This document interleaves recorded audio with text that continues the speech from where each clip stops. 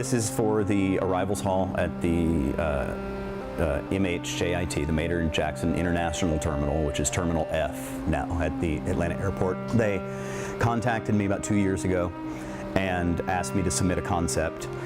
They were making decisions based on concepts, and I was selected based on the concept. And then over the past, it was about a year until we got started.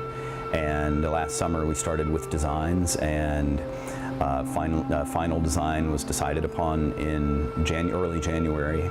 And as I said, it took about until mid to end March to where we, got actual materials in to start it. So this is probably the fastest. It's the largest project I've done, and it's by far the fastest I've done. Mammatus are actually, a different word for mammatocumulus clouds. And mammatocumulus clouds are the clouds that hang down and they look like boobs. So it's boobs, boob clouds.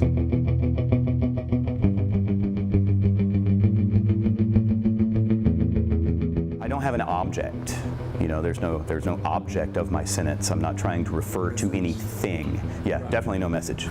But when I was looking at those curves, I'm looking for this, I don't know, it's a very vague feeling. It's a feeling. To me, it's a physical feeling. So, when I see things, I can feel them and just know, like in my gut, whether, that curve feels wrong, or it feels, it feels like something. I don't know what it is, but I work to get that feeling. And one thing I would hope is that different people get different interpretations. In other words, if it's a Rorschach blot, if it's a if it's a personality test, it needs to be open enough to where some people are going to be, or some people are going to see butterflies, other people are going to see dead people, or who knows what. But it needs to be open to interpretation as wide as possible. That's one indicator for me of the success of the piece, if it's interpreted in a broad number of ways.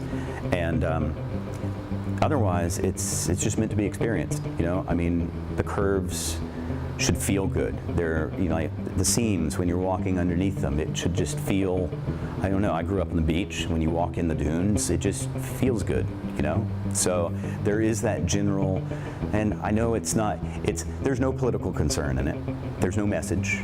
It's really kind of a formal thing in that respect.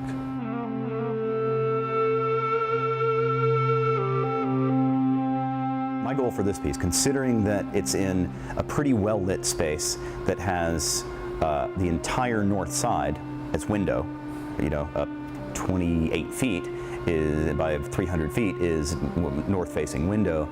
I couldn't really do anything that was solely dependent upon light. So what I had to do in this instance, I had to divorce light from material and say, okay, I've got a sculpture. This sculpture needs to exist with no light whatsoever, because at periods during the day, and especially when it's not overcast, or just during the day period, it's not gonna really be as intense as it is in here.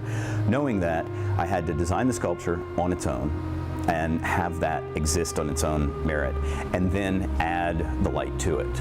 And in this case, the effect won't be as saturated as in here.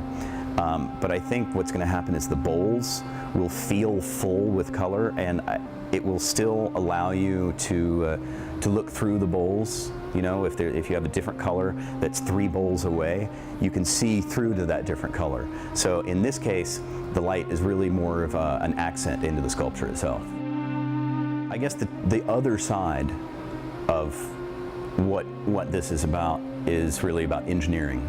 Is about understanding the material and getting it to work.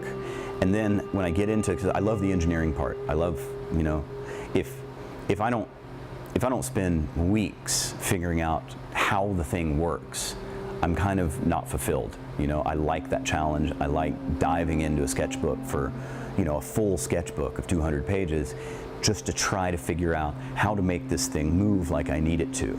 I guess it's kind of a dialogue between the concept of the art, and often working with the light, and then the pure engineering.